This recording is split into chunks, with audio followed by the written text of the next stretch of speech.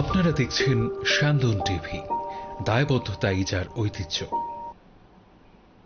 নমস্কার, শান্তন টিভির পর্দায় আপনাদের সকলকে স্বাগত। সাথে আছে আমি দীপান্বিতা। চোখ রাখবো বিস্তারিত সংবাদে। ক্যারপূজা ত্রিপুরা রাজ্যের একটি ঐতিহ্যবাহী উৎসব।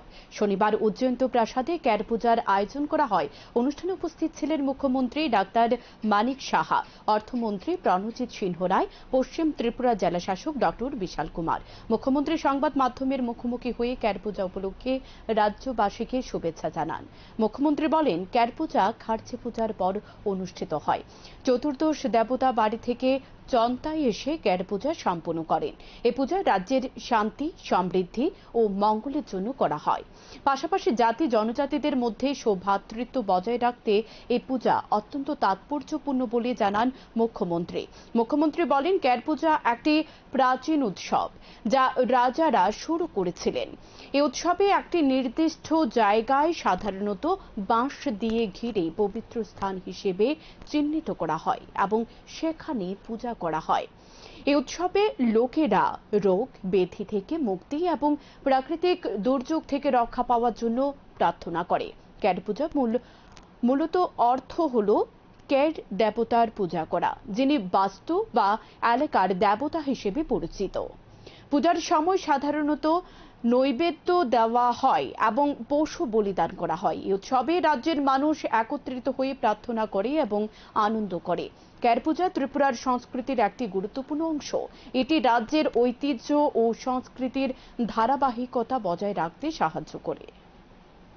14 দেবতার পুজো যখন শেষ হয়, খার্চি পূজা যখন শেষ হয়, তার 14 দিন পরে এই ক্যার পূজা এখানে হয়ে থাকে এবং মহারাজ ত্রিলোচন থেকে আরম্ভ করে এই ক্যার পূজা শুরু হয় এবং এখনো তার যে এই পূজা সেটা কিন্তু নিয়মিতভাবে এটা চলছে এবং রাজবাড়ির সামনেই পুজো হয়ে থাকে। আগে তো পুরো প্যালেস কম্পাউন্ড আমরা দেখতাম এই ক্যার পূজার ভিতরেই থাকতো এবং এই কেয়ার পূজা উপলক্ষে যে মূলি বাসকে তার প্রতিকৃতি করে এখানে পুজো হয়। আজকে যারা চন্তায়, যারা ওখানে 14 দেবতার বাড়িতে পুজো দেন, যে পুরোহিত, তাদের চন্তায় বলা হয়, তারাও এখানে এসছে, তাদের আশীর্বাদ আমরা নিলাম। এবং মেইন যে উদ্দেশ্য, আমাদের জাতি জনজাতি সবাই মিলে একসাথে থাকা এবং রোগ শোক থেকে মুক্তি পাওয়ার জন্য এবং এই রাজ্যের উন্নতির জন্য, রাজ্যের যাতে কোনো রকম মানে খারাপ কিছু না হয়, তার জন্যই কিন্তু এই পুজো। আগরতলা লেকচুমনি বাজারে কাক ভোর হওয়ার আগে অস্থায়ী দোকানপাট ভেঙে গড়িয়ে দিল আগরতলা পৌর নিগম। মাথায় হাত ব্যবসায়ীদের। কাকভোর হওয়ার আগে লেকচুমনি বাজারে অস্থায়ী দোকানপাট ভেঙে গুড়িয়ে দিল আগরতলা পৌর নিগমের কর্তৃপক্ষ। ভোর 5টা-6টা নাগাদ দোকান খুলতে এসে দেখে সবকিছু শুনশান, যা দেখে ক্ষুদ্র ব্যবসায়ীদের মাথায় আকাশ ভেঙে পড়ল। বাজারটি 5টা আধুনিক বাজার হিসেবে গড়ে তুলতে নিগম কর্তৃপক্ষ দীর্ঘদিন আগে উদ্যোগ গ্রহণ করে। বাজারে একটি শেড ঘর নির্মাণ করা হয়। শেড ঘরে স্থায়ী ব্যবসায়ীদের জন্য কক্ষের ব্যবস্থা করা হয়। মোট 125 থেকে 130 জন ব্যবসায়ী স্থান পাবে শেড ঘরে। অথচ প্রতিদিন প্রায় 7 থেকে 8 শতাধিক ক্ষুদ্র ব্যবসায়ী এর রাজন্য আমলে বাজারে বসে সংসার প্রতিপালন করে আসছে। তাদের পূর্বপুরুষ এই বাজারে ব্যবসা করেছেন, এখন তারাও করছেন, কিন্তু উপর মহলের সাথে পরিচিতি কম থাকায় কেউ কেউ বাজারের স্থায়ী ব্যবসায়ী হয়ে উঠতে পারেননি। তারা এখনো অস্থায়ী ব্যবসায়ী হিসেবে পরিচিত বাজারের মধ্যে। নিজের মতো করে কেউ টিনের ছাউনি, আবার কেউ খালি আকাশের নিচে বসে শরীরের ঘাম জড়িয়ে বছরের পর বছর ব্যবসা করে আসছে। গত কয়েকদিন আগে নিগমের মেয়র দীপক মজুমদার বাজার পরিদর্শনে গিয়ে শেড ঘরে কাজকর্মের অগ্রগতি খতিয়ে দেখেন। তারপর শুক্রবার সকালবেলা নিগম কর্তৃপক্ষ ব্যবসায়ীদের জানিয়ে দেয় টিনের ছাউনি খুলে নেওয়ার জন্য। বিকেলের মধ্যে অধিকাংশ ব্যবসায়ী টিনের ছাউনি খুলে নেয়। ব্যবসায়ীরা সিদ্ধান্ত নেয় ছাতার নিচে বসে ব্যবসা করবেন, কিন্তু রাত পোহাতে সবকিছু খালি ময়দানের মতো হয়ে গেল, এমনটাই দাবি ক্ষুদ্র ব্যবসায়ীদের। সন্তান নাই, আমি কি করে খাবো? আমি তো কত জায়গা লইয়া বইছি, কত টুকটাক জিনিস বেশি ইডি বেচছে আমি সংসার চালাই। আজকে এমন করছে আমরা রাস্তা হেরা না দিয়ে দেখায় না দেখায় হেরা আমরা কোনো পদ্ধতি না নিয়ে আসে হেরা এমন করণটা ঠিক হয়েছে নেই। তখন আমরা কি করে খামো? আমার তো পিছিয়ে কেউই নাই, আমার কেন চালাইব হনে? আমি কি করে খামো হনে? আমি দিকে ফেরে দেওয়ার লেগে আমি হেরা আসলাম। হেরা এই করলে হেরা আমরা সুখ সুবিধা বুঝি কইলে সেটা দিয়ে আসে আমরা হেরা এটা বাংলার উচিত আছে। আমরা ফেরে কত রাখছি আমরা কি করে খামো? আমরা আমাদের পিছিয়ে কেউই নাই। মেয়র সাহেব আজকে থেকে 2-3 দিন আগে আমরা বাজারে আইছিল, কিন্তু আয়া কইয়া গেছো তিনি স্মরণের লেগে। কালকে মাইকিংও করছে, আজকে তো মাইকিং করছে এরকম কইছে না কি সব একবার সব দোকানপাট ভাঙ্গিয়া তছনছ করে লিব। যা করছে আমার মনে হয় অমানবিক, এরকম করা উচিত হয়েছে না। তাদের বক্তব্য, নিগম কর্তৃপক্ষ তাদের সাথে অমানবিক আচরণ করেছে। তারা দীর্ঘদিন ধরে নিজের মতো করে রাস্তার পাশে বসে জীবন সংগ্রাম করে আসছিল, কিন্তু তাদের এভাবে সরিয়ে দেওয়া কোনোভাবেই মানতে পারছে না। তাদের মধ্যে কেউ সবজি বিক্রেতা, কেউ মাংস বিক্রেতা, আবার কেউ ফল ফুল বিক্রেতা। কিভাবে সংসার পরিচালনা করবে সেটাই বুঝে উঠতে পারছে না। প্রশাসন থেকে অভিযান চালানোর আগে তাদের পরিবারের কথা একবার ভাবার প্রয়োজন ছিল। বিকল্প কোনো জায়গায় তাদের ব্যবসা করার জন্য জমি দিয়ে তারপর এ ধরনের অভিযান করলে সমস্যা হতো না বলে দাবি করেন সংবাদ মাধ্যমের ক্যামেরায়। জনসাধারণ আর কি মানে এই জায়গাটাতে আগের থেকে মানে আপনার কথা বলছেন না বাজার কমিটির সাথে? বাজার কমিটির সাথে না, বাজার কমিটির থেকে তো আমরা বলছি না, আমরা এত ব্যবসা লাগবো। আমরা নিজে ইচ্ছে করে বুঝি আনে ব্যবসা করতাম, নিজে ইচ্ছে করে বুঝি। আমাদের এই সাইডের থেকে কাজ করতে লেগে আমরা এই সাইডে বুঝছি, তো এই সাইডে বুঝি, এই সাইডের থেকে আমরা তোলা সে অনেক ঘটনা হয়েছে গিয়া এখানে ছাতি নিয়ে দোকানদারি করা যাবে। তারপরে এখানে বাঁশের চাল দেওয়া ছিল, বাঁশের খুঁটি দেওয়া ছিল। কালকে মিউনিসিপ্যালিটি থেকে কিছু পুলিশ এসেছে, পুলিশ আওয়ার পরে তারা কয়ে গেছে যে বাঁশের কোনো চাল বা খুঁটি দেওয়া যাইতো না, এটা সরানো হোক। আমরা দুপুরের মধ্যে সরাই দিছি। তারা বিকালবেলা আয়া ভিডিও করে নিচ্ছে এখান থেকে। ভিডিও করা নেওয়ার পরে দেখা গেছে যে ঠিক আছে, তারা চলে গেছে গা, কিন্তু সেই আবার রাত্রেবেলা আয়া সেটা আজকে আমাদের দোকান সব ভাঙা পড়ল। নিগমের এ ধরনের ভূমিকায় অত্যন্ত হতাশাগ্রস্ত অস্থায়ী ব্যবসায়ী মহল। শান্তন টিভি। বিদ্যুৎ মাশুল বৃদ্ধি করার পাশাপাশি সরকার জলের মাশুল বৃদ্ধি করেছে। এর প্রতিবাদে শনিবার আগরতলা শহরে বিক্ষোভ মিছিল সংগঠিত করে জল বোর্ড অফিসের সামনে গিয়ে বিক্ষোভ কর্মসূচি সংগঠিত করে বামেরা। উপস্থিত ছিলেন প্রাক্তন মন্ত্রী তথা সিআইটির রাজ্য সভাপতি মানিক দে। তিনি বলেন, বর্তমান সরকার নতুন কোনো জলের প্ল্যান্টের ব্যবস্থা না করে আচমকায় বিদ্যুতের পাশাপাশি জলের মাশুল বৃদ্ধি করেছে। কিন্তু সরকারের জলের মাশুল বৃদ্ধি করার আগে একবারের জন্য চিন্তা করার প্রয়োজন ছিল শহরবাসীকে নিয়মিত জল দিতে পারছে কিনা। কিন্তু নিয়মিত জল না দিয়ে আবার জলের মাশুল বৃদ্ধি করা জনগণের অন্যতম সমস্যা হয়ে দাঁড়িয়েছে। কারণ বর্তমানে জল দেওয়ার পরিষেবা দুর্বল হয়ে গেছে। পরিষেবার নিরিখে শহর এলাকা থেকে গ্রামাঞ্চলের অবস্থা আরো বেশি খারাপ। তাই সরকারের উদ্দেশ্যে দাবি, অবিলম্বে জল কর যাতে প্রত্যাহার করা হয়। একই সাথে দুধের মূল্য বৃদ্ধি পেয়েছে, বর্তমানে 83 টাকা 87 পয়সা হয়েছে। গত কয়েকদিন আগেও বৃদ্ধি করা হয়েছিল দুধের মূল্য। এভাবে দুধের মূল্য কয়েকদিন পরপর বৃদ্ধি পাচ্ছে রাজ্যে। গ্রাহকদের পক্ষ থেকে এখন এর প্রতিক্রিয়া হচ্ছে। এই প্রতিক্রিয়ার মূল কারণ হলো মানুষের আয় বাড়ছে না, অথচ রোগীর পথ্য দুধের মূল্য দিন দিন বেড়ে চলেছে। পরিষেবাটাকে উন্নত করে বাড়ালে আপত্তি তেমন কিছু থাকার সাধারণ মানুষ থেকে থাকেও না, থাকার কথাও না। তো জলের পরিষেবাটা অবস্থাটা কি? এখানে জল বোর্ডের যারা আছে তারা শুনতে পাচ্ছেন। আমি দেখলাম এখানে 4টা নগরের মানে রেগুলেটরি থেকে শুরু করে রিয়েল এস্টেট থেকে শুরু করে সমস্ত কিছু 4টা অফিস এখানে আছে। এই কারণগুলো আগে মানুষকে জানান, তারপরে মানুষের কাছে ব্যাখ্যা দিন, তারপরে যদি সেটা অনিবার্য হয় সেখানে মানুষ সেটা বিবেচনা করবে। কিন্তু হঠাৎ করে এভাবে দুধের দাম বাড়িয়ে দেওয়া, এটুকু কি একেবারে এখনই প্রয়োজন ছিল? এখনই দরকার ছিল? কয়েকদিন আগে তো একবার বাড়িয়েছেন। বামফ্রন্ট সরকারের সময় বাড়াতো 2 টাকা 4 টাকা 5 টাকা করে বাড়াতো, গ্রাহকরা এটা মেনে নিতেন। এট এ টাইম একসঙ্গে যদি বেশি বাড়ে এটা গ্রাহকদের পক্ষে তার প্রতিক্রিয়া হয়। এই প্রতিক্রিয়া এখন ত্রিপুরাবাসী এই দুধের দাম বৃদ্ধি করাতে এটা সৃষ্টি হয়েছে বা তৈরি হয়েছে। চাঞ্চল্যকর চুরির ঘটনা ঘটল রাজধানীর ধলেশ্বর ৮ নং রোড এলাকায়। চোরের দল নিয়ে গেল বিভিন্ন সরঞ্জাম। বাড়ির মালিকের নাম প্রদীপ ভট্টাচার্য। প্রদীপ ভট্টাচার্যের স্ত্রী শারীরিকভাবে অসুস্থ হওয়ায় হায়দ্রাবাদ গেছেন চিকিৎসার জন্য, আর সে সুযোগে বাড়িতে থাবা বসিয়েছে চোরের দল। শনিবার সকালে পাশের বাড়ির এক মহিলা প্রদীপ ভট্টাচার্যের বাড়িতে ফুল তুলতে গিয়ে দেখতে পান ঘরের দরজার তালা ভাঙা। সঙ্গে সঙ্গে খবর দেওয়া হয় বাড়ির লোকজনদের। খবর পেয়ে প্রদীপ ভট্টাচার্যের জামাতা এসে দেখেন ঘরের সমস্ত জিনিসপত্র লণ্ডভণ্ড। টিভি এবং রান্নার গ্যাসের সিলিন্ডার নিয়ে গেছে চোরের দল। পাশাপাশি বাড়ির আলমারির তালা ভাঙা। বাড়ির লোকজন না আসা পর্যন্ত আরও কি হাতিয়ে নিয়েছে সে বিষয়ে কিছু বলতে পারছে না প্রদীপ বাবুর জামাতা। খবর দেওয়া হয় পুলিশকে। পুলিশ এসে অভিযোগ নিয়ে ঘটনা তদন্ত শুরু করেছে। তারা জানান এলাকাবাসী চোরের আতঙ্কে আছে, মানুষের নিরাপত্তা নেই বলে চলে যায়। এই গেটটা খোলা, ফুল তুলতে আইছি, আইয়া দিয়ে গেটটা ধাক্কা দিলাম, দিয়ে ঢুকলাম। এই দরজাটা একটু ধাক্কা দিয়ে দিই দরজা খোলা। তখন আমি ভাবছি যে নিশ্চয়ই চোর আইছে। আমি আমার বাসুর জিরে ফোন করলাম। কি কি নিয়ে গেছে বলতে আমরা দেখার মতো টিভিটা দেখতেছি না, ঠিক আছে, টিভিটা নাই, আর একটা সিলিন্ডার। কিন্তু মালিক আইলে, তারা আইলে পরে বোঝা যাইব আর কি ঘটনা। আমার কাকি শাশুড়ি সকালবেলা ফোন করছে। আমার এটা শ্বশুর বাড়ি।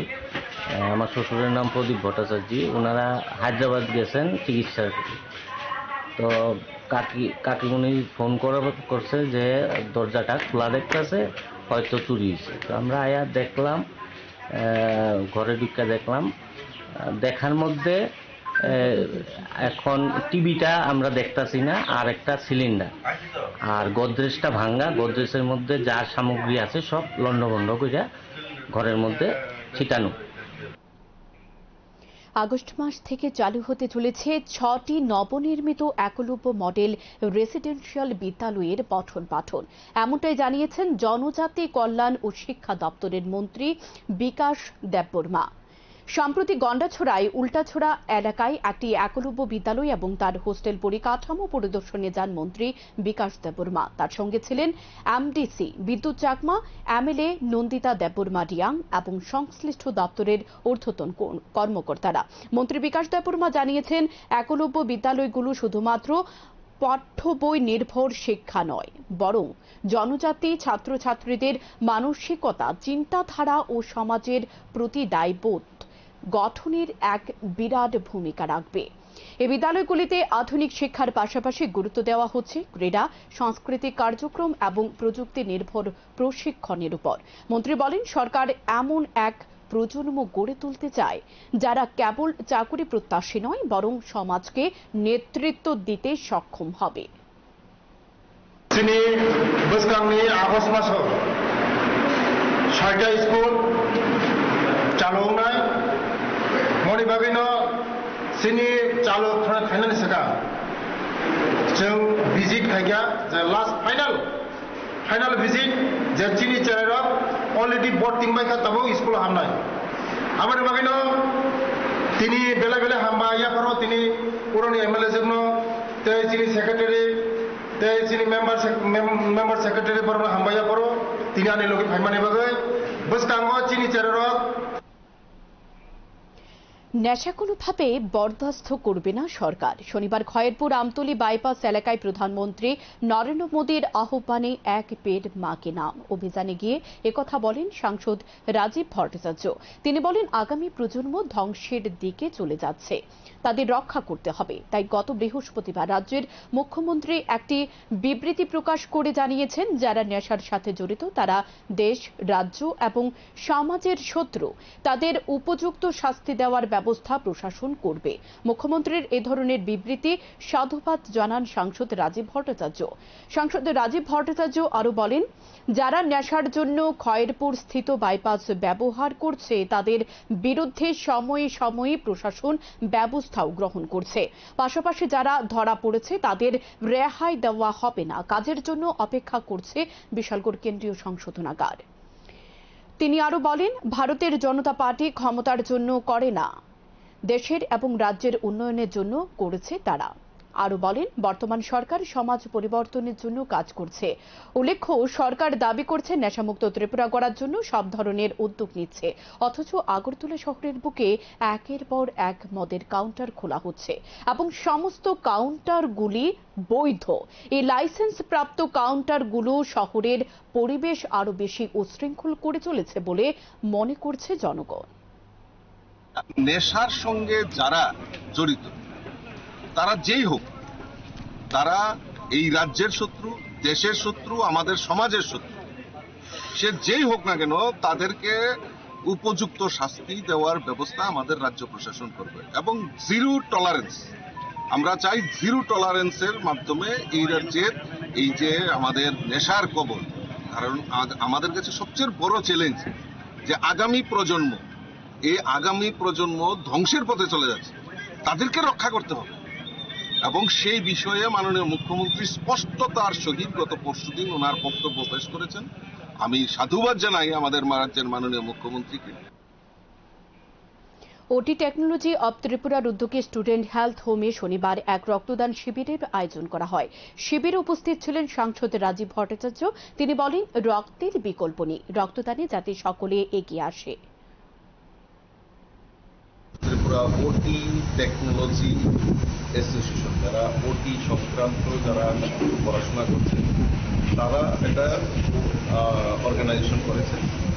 তো এই অর্গানাইজেশন আজকে একটা রক্তদান শিবির আয়োজন করেছে এবং এখানে একটা ওয়ার্কশপ এবং তারা স্টুডেন্টদেরকে অ্যাডভান্স টেকনোলজি সম্পর্কে ওয়াকিবহাল করা, তো এখানে একটা সুন্দর পরিবেশে তারা আয়োজন করেছে। আমি ধন্যবাদ জানাই যে তারা এই সমস্ত করার আগে তারা এই রক্তদান মহৎদান তারা এগিয়ে এসে যে সমাজের প্রতি যে দায়বদ্ধতা সেটাকে তারা স্বীকার করে আগামী প্রজন্মের কাছে সেটা বার্তা রাখার একটা প্রচেষ্টা করছে। ৩৫ নং ওয়ার্ডের অন্তর্গত পিআরডি বাবুর বাগান রাস্তায় জল জমে জনগণের কিছু সমস্যার তৈরি করেছিল। শনিবার সেই এলাকা পরিদর্শন করেন আগরতলা পৌর নিগমের মেয়র দীপক মজুমদার। সঙ্গে ছিলেন ৩৫ নং ওয়ার্ড কর্পোরেটর তুষার কান্তি ভট্টাচার্য, কর্পোরেটর মনোজ কান্তি দেবরায় সহ অন্যান্যরা। পরিদর্শনকালে এলাকার রাস্তা মেরামতের নির্দেশ দেন মেয়র দীপক মজুমদার। পাশাপাশি তিনি রবিদাস পাড়ার উন্নয়নমূলক কাজও পরিদর্শন করেন। মেয়র বলেন, এলাকার উন্নয়নমূলক কাজ করতে গিয়ে কিছু সমস্যার সামনে এসেছে। জনগণের সাথে কথা বলে সেই সমস্যাগুলো সমাধান করা হয়েছে। মূল উদ্দেশ্য হল জনগণের স্বাচ্ছন্দ্য বোধের দিকে গুরুত্ব দেওয়া। ছিল বা চাহিদা ছিল, কাজ হয়নি, কিন্তু আমাদের দায়িত্ব নেওয়ার পর বিশেষ করে ওয়ার্ডের অনেকগুলো কাজ করেছে। মানে রবিদাস পাড়াও আমরা গিয়েছি, আমাদের এসসি কর্পোরেশন থেকে আগে ৫০ লক্ষ টাকা বরাদ্দ করা হয়েছিল, সেইগুলি মেনটেন্স করা, নতুনভাবে তৈরি করা, পাশাপাশি আরও ১৫ লক্ষ টাকা ফান্ড দিয়েছেন তাদের কিছু কাজ করার জন্য, ড্রেন, রাস্তা এবং ঘরগুলি মেরামতির জন্য। সেই হিসাবেও আমরা আমাদের আধিকারিকদের বলা হয়েছিল কাজটি শুরু করার মধ্যে তাদের সহযোগিতা আমরা চাইছি। শারীরিকভাবে আগরতলাকে নতুনভাবে সাজানোর জন্য সমস্ত ওয়ার্ডে আমরা কাজ শুরু করছি। ৩৫ নম্বর ওয়ার্ডও আজকে অনেক জায়গায় আমরা দেখেছি খুব অনেক ভালো কাজ হয়েছে এবং কিছু যে কাজগুলি বাকি আছে আমাদের পশু দপ্তরের যিনি আছেন উনিও কর্মকর্তা একজন ভালো অফিসার, উনিও আমাদের সহযোগিতা করেন। দপ্তর নগর দপ্তর, স্মার্ট সিটি মিশন এবং পৌর সবাই মিলে আমরা আগরতলার সার্বিক উন্নয়নের চেষ্টা করছি।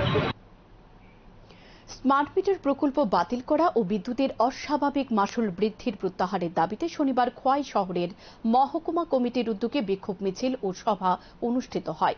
বিদ্যুৎ অস্বাভাবিক মাশুল প্রত্যাহার ও স্মার্ট মিটার প্রকল্প বাতিলের দাবিতে আয়োজিত বিক্ষোভ মিছিলে সিপিআইএম খোয়াই সুভাষ পার কার্যালয় থেকে বের হয়। এই বিক্ষোভ মিছিল খোয়াই শহর পরিক্রমা করে খোয়াই মহকুমা বিদ্যুৎ কার্যালয়ের সামনে গিয়ে সমাপ্ত হয়।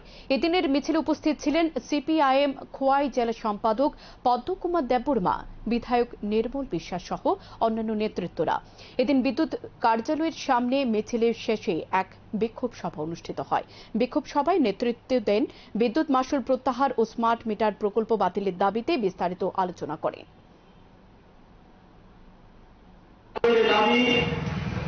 সম্প্রতি অস্বাভাবিক হারে বিদ্যুতের যে দাম অর্থাৎ মাসুল বৃদ্ধি করা হয়েছে, সরকারকে অবিলম্বে তা প্রত্যাহার করতে হবে।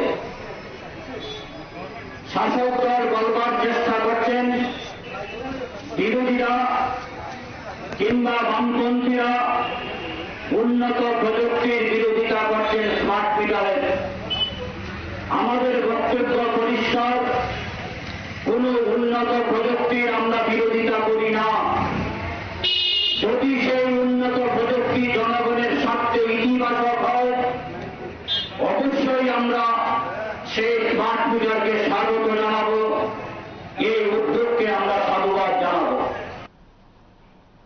এখনকার মতো সংবাদ এ পর্যন্তই। পরবর্তী যে কোনো আপডেট পেতে চোখ রাখুন স্যান্দন টিভির পর্দায়। নমস্কার। আপনারা দেখছেন স্যান্দন টিভি, দায়বদ্ধতাই যার ঐতিহ্য।